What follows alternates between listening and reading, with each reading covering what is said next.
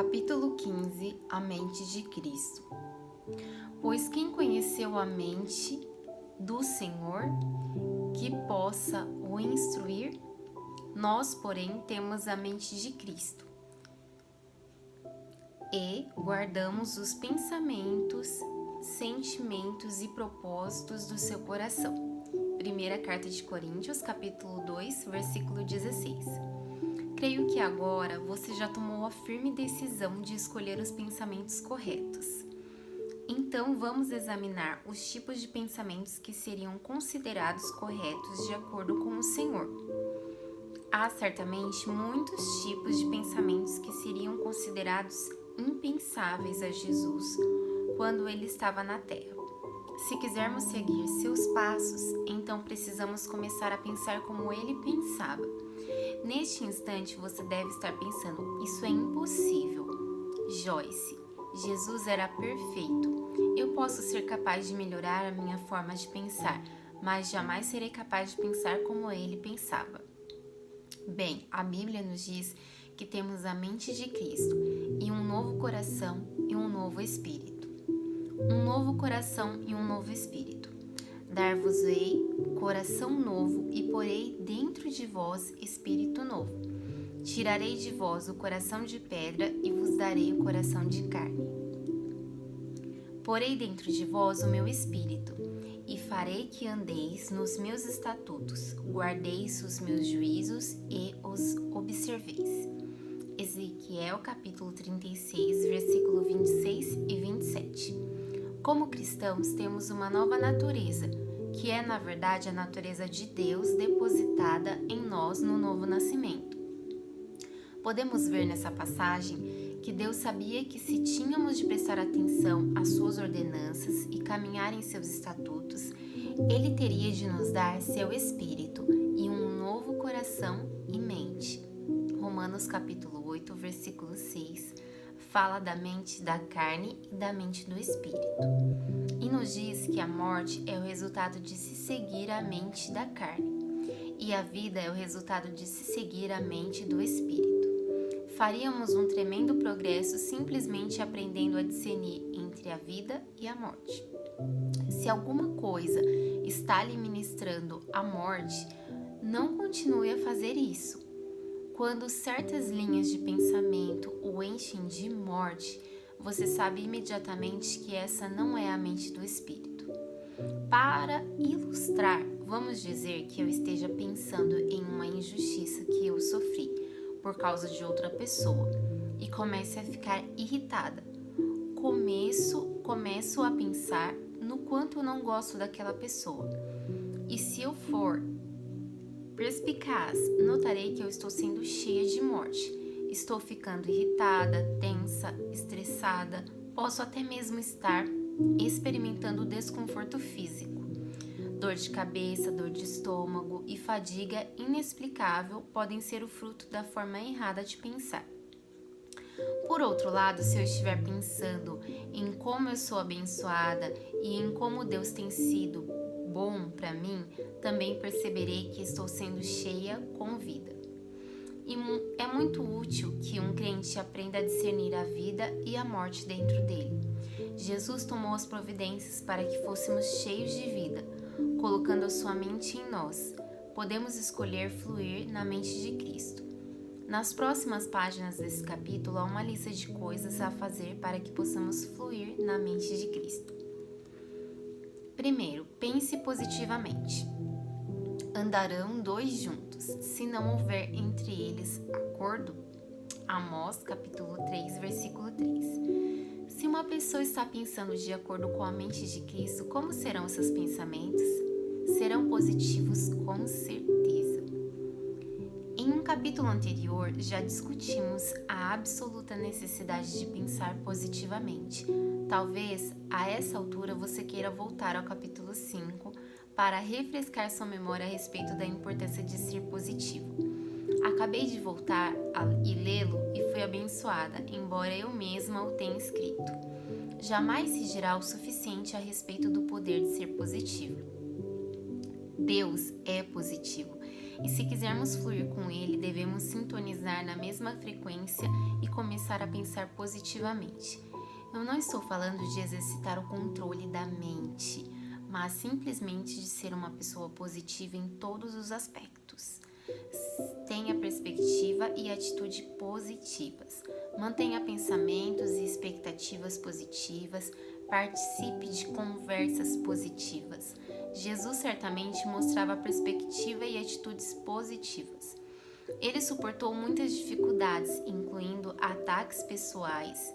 Mentiram sobre ele, foi abandonado por seus discípulos quando mais precisava deles, foi escarnecido, foi solitário, mal compreendido e inúmeras outras coisas desencorajantes. Apesar disso, em meio a todas essas coisas negativas, ele permaneceu positivo. Ele sempre tinha um comentário edificante, uma palavra encorajadora, e ele sempre deu esperança a todos de quem se aproximou. A mente de Cristo em nós é positiva, portanto, sempre que nos tornarmos negativos, não estaremos operando com a mente de Cristo. Milhões de pessoas sofrem de depressão e realmente não penso que seja possível alguém estar deprimido sem ser negativo, a menos que a causa seja médica. Mesmo nesse caso, ser negativo apenas aumentará o problema e os sintomas. De acordo com o Salmo 33, Deus é a nossa glória e aquele que levanta a nossa cabeça. Ele quer erguer tudo, nossas esperanças, nossas atitudes, nosso humor, nossa cabeça, nossas mãos e nosso coração, nossa vida inteira. Ele é o nosso levantador divino. Deus quer nos levantar e o diabo quer nos empurrar para baixo. Satanás usa os eventos negativos e as situações da nossa vida para nos deprimir. A definição do dicionário da palavra deprimir é abater no espírito, entristecer. De acordo com o dicionário Webster, alguma coisa que está deprimida está afundada abaixo da região circundante, ou seja, um vazio. Deprimir significa afundar, empurrar para baixo ou manter abaixo do nível do solo regularmente. Temos oportunidade de pensar negativamente, mas nossos pensamentos apenas nos afundarão ainda mais. Ser negativo não resolve os nossos problemas, apenas se soma a eles. Supere a depressão. O Salmo 143, versículo 3 até o versículo 10, dá uma descrição de depressão e de como superá-la. Vamos examinar essa passagem em detalhe para ver os passos que poderemos dar para superar este ataque do inimigo. Identifique a natureza e a causa do problema. Pois o inimigo me tem perseguido a alma, tem arrojado por terra a minha vida, tem me feito habitar na escuridão, como aqueles que morreram há muito tempo. Salmo 143, versículo 3. Habitar na escuridão, como aqueles que morreram há muito tempo, certamente me soa como uma descrição de alguém que está deprimido. Observe que a origem dessa depressão, desse ataque à alma, é Satanás.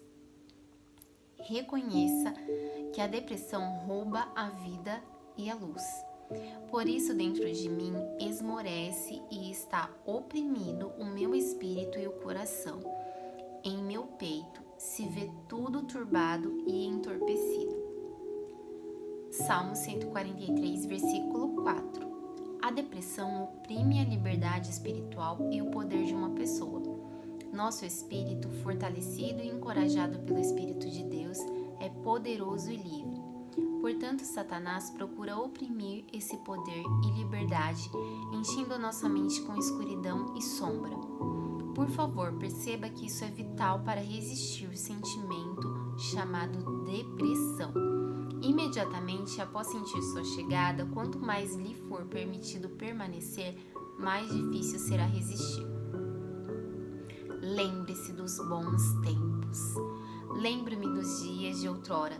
Penso em todos os seus feitos e considero nas obras das suas mãos.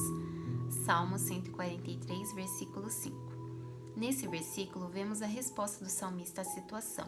Lembrar, meditar e refletir são funções da mente. Ele, obviamente, sabe que os seus pensamentos afetarão seus sentimentos. Então, ele se toma ocupado, pensando sobre coisas que ajudarão a superar o ataque à sua mente. Louve o Senhor em meio ao problema. A ti levanto as minhas mãos. A minha alma anseia por ti, como terra sedenta anseia por água. Pare e pense nisso, calmamente. Salmo 143, versículo 6. O salmista conhece a importância do louvor. Ele ergue as mãos em adoração. Ele declara qual é verdadeiramente a sua necessidade. Ele precisa de Deus. Apenas Deus pode fazê-lo sentir-se satisfeito. Muito frequentemente, quando as pessoas ficam deprimidas, é porque elas precisam de alguma coisa e procuram no lugar errado, o que apenas aumenta os seus problemas. Em Jeremias capítulo 2, versículo 13, o Senhor disse: Porque 2 males cometeu o meu povo. A mim me deixaram um manaal de águas vivas e cavaram cisternas rotas que não têm as águas. Apenas Deus pode saciar uma alma sedenta. Não se engane pensando que qualquer coisa pode satisfazê-lo inteira e completamente. Correr atrás da coisa errada sempre o deixará desapontado. E o desapontamento abre a porta para uma depressão. Peça ajuda a Deus. Dá-te pressa, Senhor, em responder-me. O espírito me desfalece, não me escondas a tua face, para que eu não me torne como os que baixam a cova, a sepultura. Salmos 43, versículo 7. O salmista clama por ajuda e ele está basicamente dizendo: apressa-te, Senhor, porque eu não vou ser capaz de aguentar muito mais tempo sem ti. Ouça o Senhor. Faze-me ouvir pela manhã da tua graça, pois em ti confio. Mostra-me o caminho por onde eu devo andar, porque a ti eu elevo a minha alma. Salmo 143, versículo 8. O salmista sabe que ele precisa ouvir ao Senhor. Ele precisa ser assegurado do amor e da bondade de Deus. Ele precisa da atenção e da direção de Deus. Ore por livramento. Livra-me, Senhor, dos meus inimigos, pois em ti é que eu me refugio. Salmos 143, versículo 9. E mais uma vez o salmista está declarando que apenas Deus pode ajudá-lo. Por favor, observe que ao longo desse discurso ele está mantendo a sua mente em Deus e não no problema.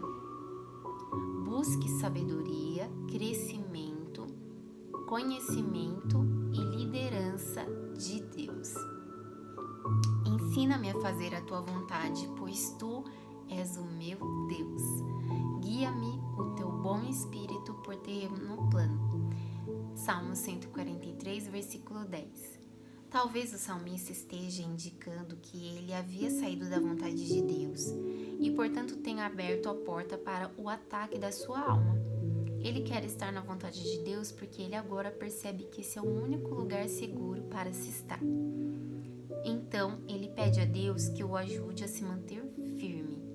Creio que essa frase, guia-me por terreno plano, refere-se às suas emoções vacilantes. Ele quer estar inabalável, não em altos e baixos.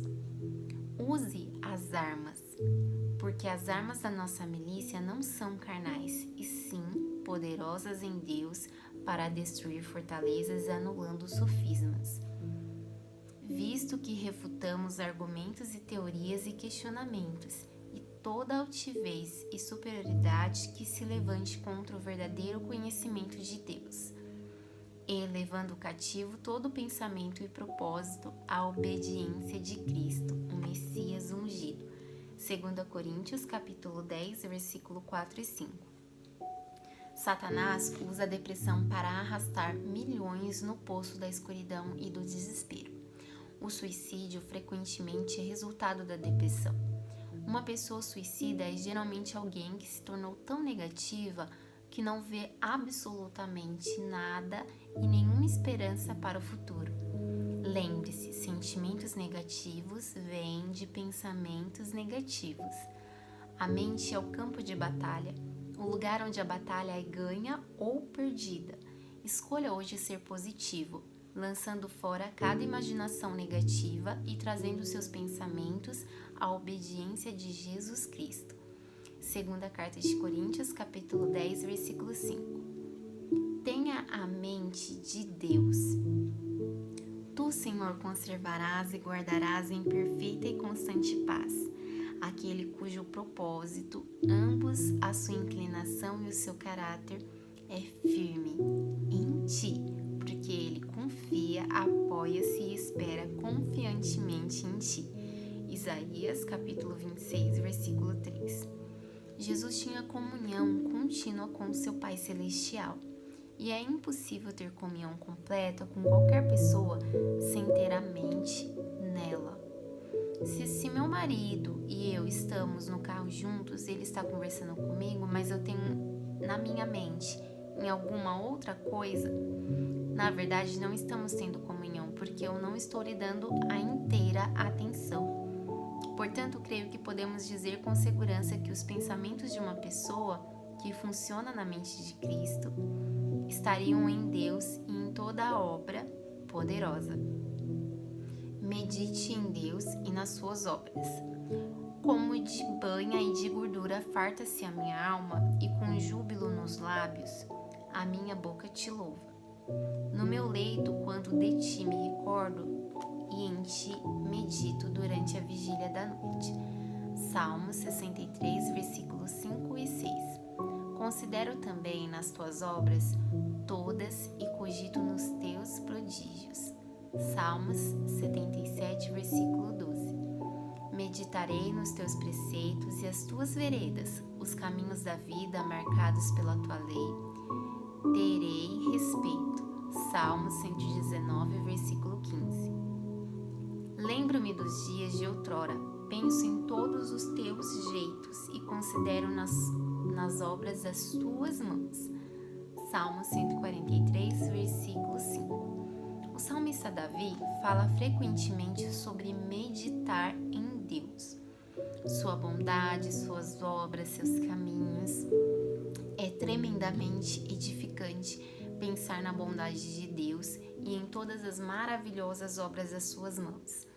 Gosto muito de assistir a programas de televisão sobre a natureza, os animais, a vida nos oceanos, porque eles retratam a tremenda grandeza de Deus, sua infinita criatividade e como Ele está mantendo todas as coisas pela força do seu poder. Hebreus, capítulo 1, versículo 3. Meditar em Deus e nos seus caminhos e obras terá de se tornar uma parte regular dos seus pensamentos se você quer experimentar vitória. Uma das minhas passagens bíblicas favoritas é do Salmos 17, versículo 15, no qual o salmista diz ao Senhor: Eu, porém, na justiça contemplarei a tua face. Quando acordar, eu me satisfarei com a tua semelhança, e tendo doce comunhão contigo. Tive muitos dias infelizes, porque começava pensando sobre todas as coisas erradas no instante em que acordava toda manhã.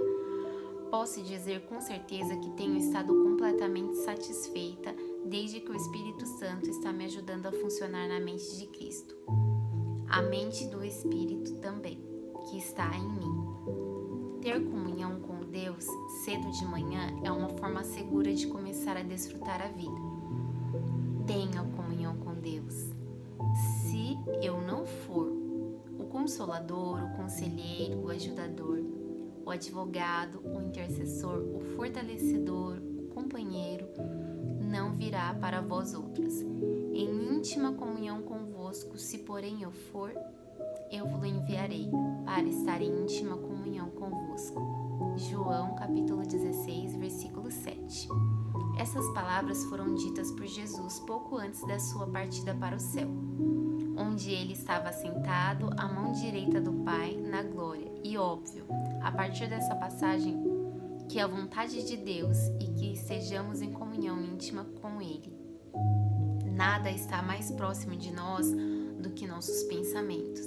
Portanto, se enchermos nossa mente com o Senhor, isso trará a nossa consciência e começaremos a desfrutar uma comunhão com Ele que trará alegria, paz e vitória à nossa vida diária. Ele está sempre conosco, como prometeu que estaria. Mateus capítulo 28, versículo 20 e Hebreus capítulo 13, versículo 5. Mas não estamos conscientes da sua presença a menos que pensemos a respeito dele. Posso estar em um cômodo com alguém e se estiver a minha mente em uma porção de outras coisas, posso ir embora sem mesmo me dar conta de que uma pessoa estava lá. E dessa forma que acontece com os nossos privilégios de comunhão com o Senhor. Ele está sempre conosco, mas precisamos pensar nele para estarmos conscientes da sua presença. Tenha a mente, Deus me ama. E nós conhecemos, entendemos, reconhecemos, estamos conscientes de que por meio de observação e experiência, e cremos e aderimos e colocamos fé e confiamos no amor de Deus por nós. Deus é amor e aquele que permanece no amor permanece em Deus e Deus nele. Primeira carta de João, capítulo 4, versículo 16. Tenho aprendido que a mesma coisa que é válida para o amor de Deus é válida para a esperança. Se jamais meditamos em seu amor, não o experimentaremos. Paulo orou em Efésios capítulo 3 para que as pessoas experimentassem o amor de Deus por elas mesmas. A Bíblia diz que ele nos ama, mas quantos dos filhos de Deus ainda não têm a revelação do tocante ao amor de Deus? Lembro-me de quando iniciei os ministérios Life in the Word. Na primeira semana em que eu deveria dirigir um encontro, eu perguntei ao Senhor o que Ele queria que eu ensinasse e Ele me respondeu: diga ao meu povo que eu o amo. Ele sabe disso, eu disse. Eu quero ensinar-lhe alguma coisa realmente poderosa, não uma lição de EBD sobre João 3,16.